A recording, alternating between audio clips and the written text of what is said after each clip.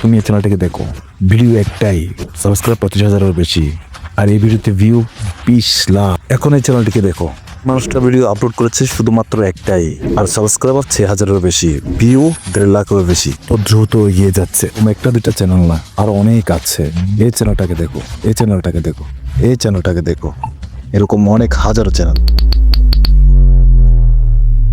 এখন তোমার মাইন্ডে অনেক বেশি প্রশ্ন ঘুরপাক খাচ্ছে। এটা কিভাবে সম্ভব? আমি অনেক ভিডিও আপলোড করেছি, এটা নিশ্চয়ই ইউটিউব হ্যাক হয়েছে, ইম্পসিবল। এসি কিভাবে করবো, থাম্বনেল কিভাবে বানাবো, টাইটেল কিভাবে দিব? তুমি চাইলে যত খুশি তথ্য প্রশ্ন করতে পারো, আমার উত্তর কিন্তু একটাই, আর সেটা হলো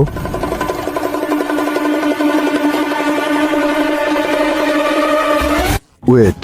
প্রথমে এটা জেনে নাও আমি কে। যদি সংক্ষেপে বলি, আমি এখন পর্যন্ত 3টা চ্যানেল সাকসেসফুল ভাবে রান করেছি। এটা আমার নতুন চ্যানেল। সো প্রশ্ন করো না, তোমার চ্যানেলে কোনো সাবস্ক্রাইবার নেই, তুমি আমাদেরকে কি শেখাবে? সবার চ্যানেলে প্রথমে যেটা থাকে। দেখো ভাই, যখন আমি রিসার্চ করছিলাম এইসব ভাইরাল ভিডিওগুলোতে, আমি 3টা জিনিস ক্লিয়ার দেখতে পেয়েছি। আর কসম করে বলছি, 3 নম্বর পয়েন্টে যদি আপনার জানা না থাকে, তাহলে কেউ আপনার ভিডিওকে ভাইরাল করতে পারবে না। সহজ ভাষায় বলতে গেলে, এটাকে ছাড়া কখনো ভিডিও ভাইরাল করা সম্ভব না। আর এটা নিয়ে বাংলাদেশে তো যতগুলো ইউটিউবার আছে, তারা সঠিক পরামর্শ কখনো কাউকে দেয় না। তারা শুধু এটাই বলে, ট্যাক্স লাগাও, ডেসক্রিপশন লেখো, থাম্বনেল ভালো করে বানাও। ভাই, আমি সবকিছু করে বসে আছি, যাতে ভিডিও ভাইরাল হয় না।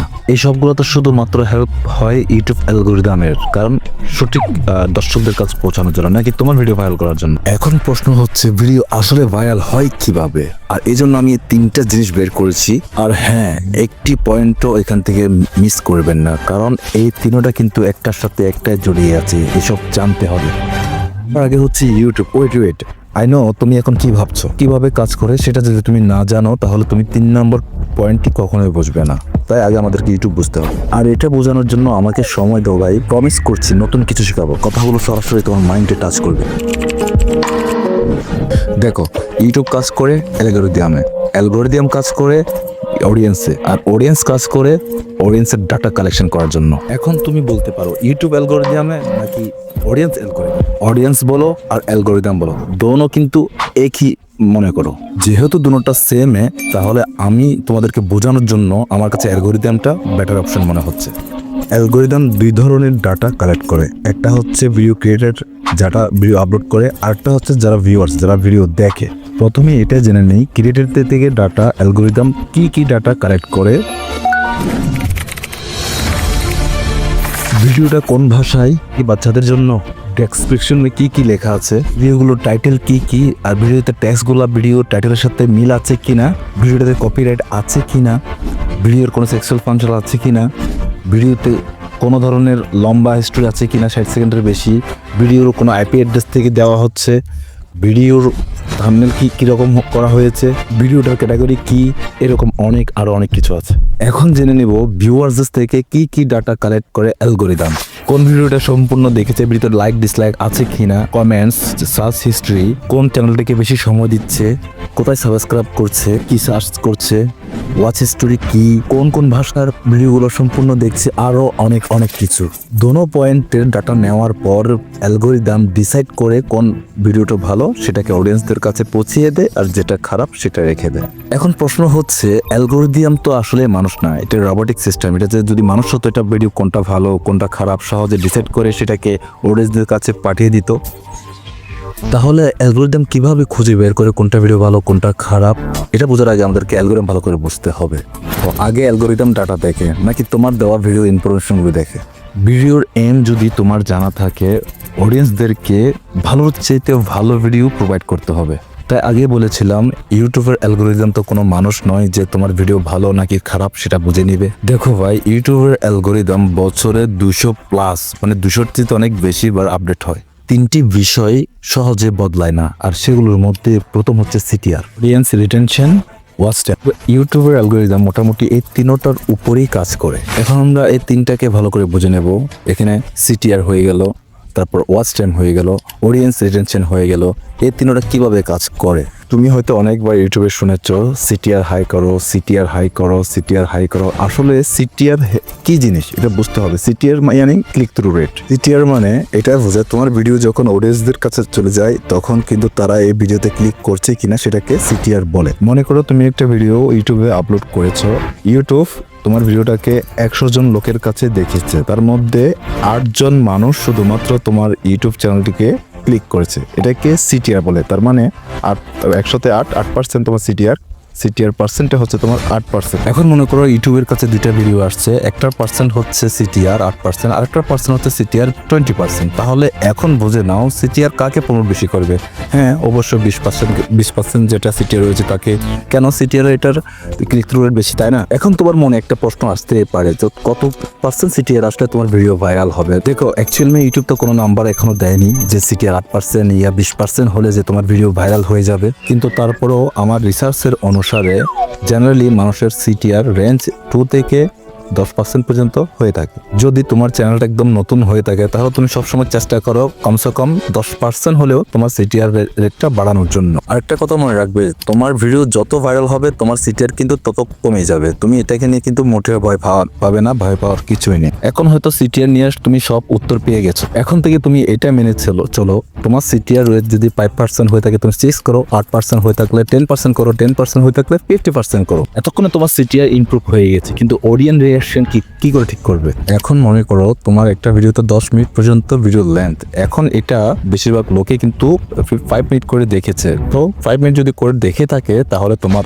যে অডিয়েন্স রিঅ্যাকশনটা থাকবে 5/50%। এটা একদম সহজ বিষয়। তো মনে করো তোমার ভিডিওটা 10টা লোকে দেখছে, 10টা লোকের মধ্যে 3 জন ফুল ওয়াচ করেছে, ফুল ভিডিও দেখেছে, আর 7 জন 2 মিনিট করে দেখেছে। তার মানে কি দাঁড়ালো, ইউটিউব তোমার অডিয়েন্স রিটেনশন হিসাব করবে এভাবে 3 × 10 + 30, 2 × +7 = 40, মানে 40%। তার মানে 100 জনের মধ্যে 40% তোমার অডিয়েন্স রিটেনশন। যত বেশি তোমার ভিডিওতে অডিয়েন্স রিটেনশন হবে তত বেশি ভাইরাল হবে। তো এখানেও সেম, যে এখানে ইমপ্রুভ করো, কারণ ইউটিউব তো কোনো নাম্বার দেয়নি। তাহলে এটা কিভাবে বুঝবে 40%-এ তোমার ভিডিও ভাইরাল যাবে নাকি 60% তোমার ভিডিও ভাইরাল যাবে? তবে হ্যাঁ, রিসার্চ কা বেসিস মেনে যদি তোমাদেরকে আমি বলতে যাই, তোমার ভিডিও প্রথম 40 থেকে 45% পর্যন্ত যাওয়া উচিত। আর তোমার ভিডিওতে যদি 40%-এর নিচে থাকে তাহলে তুমি তোমার ভিডিওকে ইমপ্রুভ করো, যাতে করে তোমার সাবস্ক্রাইবাররা তোমাদের সাথে একটা কানেক্টিভিটি তৈরি করতে পারে। যদি তুমি লক্ষ্য করো যারা ব্লগ করে, কমেডি করে, তাদের ভিডিও কিন্তু অনেক বেশি হাই থাকে, 60 থেকে 80% তাদের কিন্তু অডিয়েন্স রিটেনশন থাকে, কারণ এইসব ভিডিও দেখে মানুষ মজা পায়, আনন্দ পায়, তাই জন্য। আর যেখানে টিউটোরিয়াল ভিডিও করতেছে তাদের কিন্তু 40% রিটেনশন আনতে কিন্তু একদম অনেক কষ্ট হয়ে যায়। টিউটোরিয়াল ভিডিওগুলো নতুন মানুষ অনেক বেশি দেখে, তাই এদের অডিয়েন্স যে রিটেনশনটা রয়েছে সেটা কিন্তু অনেক কম থাকে। তার মানে অডিয়েন্স রিটেনশন কিন্তু অনেক নিচে চলে যাবে। আর একটা বিষয় হচ্ছে, ভিডিও যত লম্বা হবে অডিয়েন্স রিটেনশন কিন্তু তত কম থাকে। তোমার 2 মিনিটের একটা ভিডিওতে 70% তুমি আসানিসে চলে যেতে পারবে, কিন্তু ওই জায়গায় তুমি যদি একটা 30 মিনিটের ভিডিও করো সেখানে কিন্তু তুমি 50% ডাউনে চলে যাবে। এখানে ইনপুট কাস্ট যে ভিডিওগুলো রয়েছে ওগুলোতে কিন্তু 30% পর্যন্ত ডাউন রিটেনশন থাকে। সিটিআর আর অডিয়েন্স রিটেনশন তো এখানে কোনো রুলস নেই যে কত পার্সেন্ট গেলে আমার তোমার ভিডিও ভাইরাল হয়ে যাবে। তবে আলাদা চ্যানেলের উপর ডিপেন্ড করে তোমার সিটিআর কেমন, তোমার অডিয়েন্স রিটেনশন কেমন। তবে যতটুকু সম্ভব তুমি ইমপ্রুভ করার চেষ্টা করো। একটু আগে তোমাদেরকে আমি একটা উদাহরণ দিয়েছিলাম যার অডিয়েন্স রিটেনশন 44% থাকবে এবং তার watch time, audience retention average watch time থাকবে 4.4 মিনিট। তার মানে ওয়াচ টাইম যত বেশি হাই হবে তত বেশি তোমার ভিডিওটা ভাইরাল হবে। তাই এই সব কিছু বোঝার জন্য আমি তোমাকে পয়েন্ট নাম্বার 3-তে সবকিছু বুঝিয়ে, বাস এতটুকু বুঝে নাও। এই 3টা জিনিসের উপর কিন্তু ইউটিউব অ্যালগরিদম কাজ করে। অ্যালগরিদম ভালো করে বুঝে গিয়েছো। এখন এখান থেকে যদি এই 2টা পয়েন্টকে মিস করা, গ্যারান্টি দিচ্ছি ব্রো, তুমি 10 থেকে 20টা ভিউর মধ্যে আটকে যাবে। আর যদি তোমার 10টা থেকে 20টা ভিউ দরকার হয় তাহলে তুমি এখান থেকে চলে যেতে পারো। আর যদি চাও তুমি তোমার ভিডিওকে ভাইরাল করার জন্য তাহলে অবশ্যই বাকি ফ্যাক্টরগুলো তোমাকে জানতে হবে। তৃতীয় পয়েন্টটা হলো এডিটিং। তুমি যদি ঠিক মতো এডিটিং করতে না পারো তাহলে তোমার ভিডিও ভাইরাল করা ভুলে যাও। এডিট ছাড়া ভিডিও আর মেকআপ ছাড়া মেয়ে, দুইটা সেম জিনিস। যদি ভালো করে এডিট না করো তাহলে ভিডিওর মধ্যে ভিডিওটা বোরিং হয়ে যাবে না? যদি তুমি লক্ষ্য করো দেখতে পাবে এখন যারা ভিডিও দেখে তারা, তাই সে ভিডিওর মধ্যে যদি এডিটিং না থাকে ভালো মতো তাহলে কিন্তু সে ভিডিও তারা দেখতেই চায় না। একটা টিপস দিচ্ছি, সবার আগে ভয়েস, কারণ ভয়েস কিন্তু আমাদের সবচেয়ে বেশি ইম্পর্টেন্ট। তোমার সব ভিডিওর কিন্তু সবকিছু কিন্তু পারফেক্ট, কিন্তু ভয়েস ঠিক রাখতে হবে প্রথমে। তুমি যদি নয়েজ থাকে, নয়েজগুলো কিন্তু এআই সফটওয়্যার দিয়ে তুমি নয়েজগুলোকে ডিলিট করতে পারো এবং ক্লিন একটি ভয়েস তুমি জেনারেট করে নিতে পারো এখান থেকে। ক্রোম ব্রাউজারে গিয়ে চার্জ করলে কিন্তু তুমি অনেক কিছু পেয়ে যাবে, জাস্ট এখানে তোমার ক্লিপটা বসাও আর ডিলিট। দ্বিতীয় নাম্বারটা হচ্ছে ব্যাকগ্রাউন্ড। কারণ তো এখন যদি আমাকে কেউ প্রশ্ন করে যে আসলে একটা ভিডিও বোরিং কোন পার্টে বেশি হয়, আমি কিন্তু আনসার দিব এইভাবে করে যে ভয়েসের মিউজিক ব্যাকগ্রাউন্ডটা। যদি ব্যাকগ্রাউন্ড না থাকে তাহলে কিন্তু লবণ ছাড়া তরকারির মতোই তো হবে, তাই না? আর বর্তমান সময়ে খুব সহজভাবে কিন্তু ব্যাকগ্রাউন্ড মিউজিকগুলো খুঁজে পাওয়া যায়। তুমি ইউটিউবে গিয়ে যদি সার্চ করো ব্যাকগ্রাউন্ড মিউজিক কিংবা ফ্রি ব্যাকগ্রাউন্ড মিউজিক, নয়তো কপিরাইট ব্যাকগ্রাউন্ড মিউজিক, অবশ্য তুমি এখানে অনেকগুলো ব্যাকগ্রাউন্ড পেয়ে যাবে ফ্রিতে। সেগুলো ডেসক্রিপশনগুলো একটু পড়ে নিবে যাতে এখানে কিছু আছে কিনা তারা। তৃতীয় নাম্বারটা হলো ট্রান্সলেশন। কারণ এখন পর্যন্ত যারা এডিট করে তারা কিন্তু অবশ্যই তাদের এখানে কিন্তু ট্রান্সলেশন করে। তুমি চেষ্টা করো প্রতি 4 সেকেন্ডে যেন তোমার ভিডিও ক্লিপ চেঞ্জ হয়ে যায়। দেখো, ট্রান্সলেশন ছাড়া কিন্তু তোমার যে অডিয়েন্স রয়েছে তারা কিন্তু বিরক্ত হয়ে যাবে, কারণ ট্রান্সলেশন খুবই জরুরি, এটা দেওয়াটা খুবই উত্তম। তুমি এটাই ভেবে নাও যে যারা বর্তমানে ব্লগার আছে তারা কিন্তু ট্রান্সলেশন ইউজ করে না, কারণ তাদের প্রয়োজন নেই। কারণ এইগুলো ছাড়াও কিন্তু চলবে, না চলবে সেটা না, তাদেরগুলো কিন্তু চলবে, কারণ এই দর্শকরা এগুলো দেখতে পছন্দ করে। দেখো, যখন তুমি ব্লগের ভিডিওগুলো করো তখন তোমার আশেপাশে যে ব্যাকগ্রাউন্ডের লোকজন আছে কিংবা একটা ভালো সিন যদি তুমি ওখানে ক্যাপচার করতে পারো, সেগুলোর চেয়ে কিন্তু ভালো ট্রান্সলেশন আর কিছু হতে পারে না। সবসময় চেষ্টা করো তোমার ব্লগ ভিডিওতে রিয়েলিটিগুলা, বাস্তবগুলা তুলে ধরার জন্য তোমার ভিডিওকে ভাইরাল করে। চতুর্থ নাম্বার হচ্ছে সাউন্ড ইফেক্ট। কারণ এটা ছাড়া কিন্তু তোমার ভিডিও একদম বোবা মানুষের মতো হয়ে থাকে। কারণ তোমার যেরকম ভিডিও হোক না কেন, এখানে যদি তুমি সাউন্ড ইফেক্ট ইউজ না করো তাহলে কিন্তু তোমার সে ভিডিওটা দেখে মজা পাবে না তোমার অডিয়েন্স। লক্ষ্য রাখবে যেখানে সেখানে তুমি সাউন্ড ইফেক্ট ইউজ না করার জন্য, কারণ লক্ষ্য রাখবে কোথায় কোথায় তোমার সাউন্ড ইফেক্ট প্রয়োজন, সেখানে সেখানে তুমি মূলত তোমার সাউন্ড ইফেক্টগুলো ভালো করে এডিটিং করে রাখবে। আর লাস্টে হচ্ছে কি ফ্রেম। কি ফ্রেমটা যদি তুমি ইউজ করো, কারণ এটা ছাড়া তুমি কিন্তু কোনোভাবে তোমার মন মতো করে তুমি এডিটিং করতে পারবে না। কারণ কি ফ্রেম এমন একটা জিনিস যেখানে তুমি ভালো মতো করে কাজ করে মন মতো তুমি সবকিছু করতে পারবে। ওকে, ঠিক আছে, এতটুকু পর্যন্ত তুমি করে নিয়েছো, তার মানে তুমি 50% কাজ এখন সম্পূর্ণ করে ফেলেছো। দাঁড়াও, আরেকটা জিনিস বাকি আছে। এই লাস্টের যে অপশনটা রয়েছে এটা যদি তুমি না দেখো, তুমি যত এডিটিং করো, যত সিটিআর বাড়াও, যত ওয়াচ টাইম বাড়াও, কোনো কিছুতে তোমার ভিডিও ভাইরাল হবে না। কারণ এটা হচ্ছে মেন খেলা, আর সেটা হচ্ছে স্টোরি টেলিং। কারণ স্টোরি টেলিং বলতে এটা না যে তুমি নানা নানি দাদাদের গল্প শোনাবে। যদি তুমি মনে করো নানা নানি দাদাদের গল্প শোনানোর জন্য, এই কাহিনীগুলো করার জন্য এখানে তোমাকে বলছি, তাহলে তুমি ভুল মনে করছো। এই সমস্ত টেলিংগুলো কিন্তু ইউজ করে, স্টোরিগুলো ইউজ করে কিন্তু বড় বড় ইউটিউবাররা কিন্তু আমাদের চোখে ধুলো দিয়ে চলে যাচ্ছে। স্টোরি টেলিং কিন্তু অনেক ধরনের হয়ে থাকে, যেমনটা সিনেমাতেও হয়ে থাকে। সিনেমাতে স্টোরি টেলিং প্রয়োজন হয়, একজন বিজনেসম্যানের কিন্তু স্টোরি টেলিং, একজন ইউটিউবার তার ভিডিওতে স্টোরি টেলিং ইউজ করে মেন্টালি মানুষের জন্য, হাসানোর জন্য, জাদুঘরের জাদু দেখানোর জন্য প্রতিটা জায়গায় কিন্তু স্টোরি টেলিং ব্যবহার করা হয়। এটা কিন্তু বাস্তব। যতটুকু সম্ভব তুমি চেষ্টা করবে স্টোরি টেলিং ইউজ করার জন্য তোমার ভিডিওগুলোতে, কারণ একদিনে তুমি সবকিছু শিখতে পারবে না, ধীরে ধীরে তুমি কিন্তু একদিন সবকিছু শিখতে পারবে। আচ্ছা, তুমি তাহলে একটা আমাকে উত্তর দিয়ে যাও কমেন্টে, বড় বড় ইউটিউবারদের ভিডিও কেন দেখো তুমি? কি কারণে তুমি ইউটিউবগুলো দেখো? কারণ ওইখানে তারা ইউজ করে স্টোরি টেলিং। ইউটিউবে কিন্তু অনেক কিছু বদলে গিয়েছে, কিন্তু এখনো পর্যন্ত দুইটা জিনিস চাই, সেটা হচ্ছে যেন অডিয়েন্স ক্লিক করে এবং বেশি সময় ধরে ওয়াচ করে। এই দুইটা জিনিস খুব ইম্পর্টেন্ট, ক্লিক এবং ভিডিও আইডিয়ার জন্য, এবং থাম্বনেল খুবই জরুরি ক্লিকের জন্য। আর ওয়াচ টাইমের জন্য তোমার কিন্তু সবচেয়ে বেশি প্রয়োজন এডিটিং এবং স্টোরি। এই দুইটা জিনিস মিলিয়ে কিন্তু তোমার এখানে স্টোরি টেলিংটা খুবই প্রয়োজন, একটা ভালো স্টোরি লাগবে। কিন্তু সবকিছু তুমি কিভাবে ব্যবহার করবে এসব কিছু তোমার কিন্তু ইউটিউবে কেউ বলবে না যা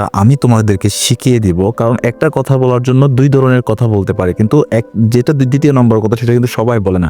আমি একটা ভিডিওর মাধ্যমে তোমাদেরকে এমনভাবে বুঝিয়ে দিব যেখানে তোমরা খুব সহজভাবে স্টোরি টেলিং বুঝে যাবে। দেখো, এই নালাটার ভিতর কিন্তু একটা বিড়াল রয়েছে এবং কুকুরটা কিন্তু ঘে ঘে করে ওনাকে বলছে এখানের ভিতরে একটা বিলাই রয়েছে। তখন এই মহিলাটা তখন কিন্তু এখানে দেখছে এখানে বিড়াল আছে, একটা লোক এসে এটা কিন্তু বাঁচিয়েছে। এটা কিন্তু একটা নর্মাল ঘটনা তোমাকে এতক্ষণ দেখিয়েছি আমি। এবার দেখো এটাকে কিভাবে আমি স্টোরি টেলিং এর রূপ দিতে পারি, তো দেখতে থাকো।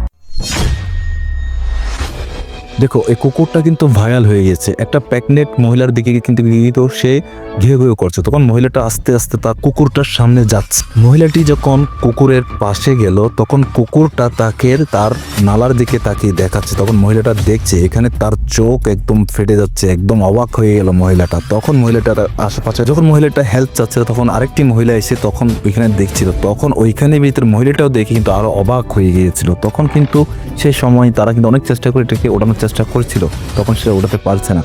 ঠিক সে সময় কিন্তু একটা গাড়ি থেকে একটি লোক আসলো, এসে সে কিন্তু অনেক চেষ্টা করছিল ঢাকনাটাকে ওঠানোর জন্য, সে কিন্তু পারছিল না।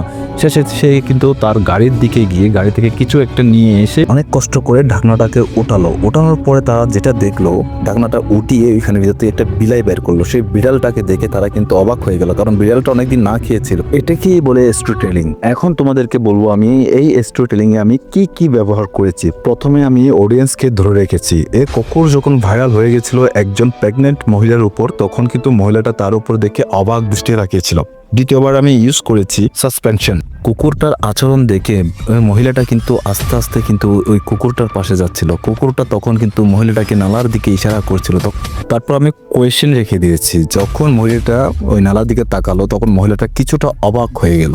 এরপর আমি আবার এখানে কিন্তু ইমোশনাল বানিয়েছি, যাতে করে মহিলাটা একটু ইমোশনাল হয়ে আর কারো কাছ থেকে হেল্প নিতে পারে। সবাই এখান থেকে এসে তখন কিন্তু এই দিকে তাকালো আরেকটি মহিলা। তারপর কিন্তু আমি যেটা করেছি সেটা হচ্ছে অডিয়েন্সদের আনসার। তখন একজন লোক এসে ওইখান থেকে ওই কিছু হাতুড়ি নিয়ে এটা ঢাকনাটাকে খুলে ওইখান থেকে যে বিড়ালটাকে বের করলো, তখন কিন্তু গিয়ে বিড়ালটা অনেকদিন না খেয়েছিল। এই কুকুরটা না থাকলে তাহলে আজকে এই বিড়ালটাকে বাঁচানো সম্ভব ছিল না। এই ভিডিওতে আমি কিন্তু অনেক স্টোরি টেলিং ব্যবহার করেছি। তুমি যদি আবার এই ভিডিওটাকে দেখো তাহলে তুমি খুঁজে পাবে কোথায় কোথায় আমি স্টোরি টেলিংটা ইউজ করেছি। তবুও তোমার একটু কষ্ট হবে, কিন্তু তুমি খুঁজে পাবে। হ্যাঁ, এটা খুবই সত্য যে তুমি এখান থেকে খুঁজে পেতে অনেক তোমার কষ্ট হবে, কিন্তু এটা যদি তুমি খুঁজে বের করতে পারো তাহলে তুমি একজন কিন্তু স্টোরি টেলার হয়ে যাবে। তুমি কিন্তু স্টোরি খুব সহজে বানিয়ে নিতে পারবে। আর এটাই হচ্ছে বর্তমান ইউটিউবারদের খেলা। তুমি যত সুন্দর স্টোরি বানাতে পারবে, যত ইউনিক আইডিয়া নিয়ে আসতে পারবে, তত তুমি বেশি ভিডিও করতে পারবে এবং অডিয়েন্সদেরকে ধরে রাখতে পারবে। আর অডিয়েন্স যদি তুমি ধরে রাখতে পারো, তোমার ওয়াচ টাইম কিন্তু অনেক ভালো আসবে। তোমার ওয়াচ টাইম ভালো আসলে তোমার ক্লিক থ্রু অটোমেটিক বেড়ে যাবে। অটোমেটিক যদি সবকিছু হয়ে যায়, তোমার ভিডিও কিন্তু অনেক বেশি ভাইরাল হয়ে যাবে। আমি আপনাদের কাছে রিকোয়েস্ট করব এই ভিডিওটার ফিডব্যাক কমেন্ট বক্সে জানানোর জন্য। আদারওয়াইজ নেক্সট ভিডিওতে আবার দেখা হচ্ছে। Tata, bye bye.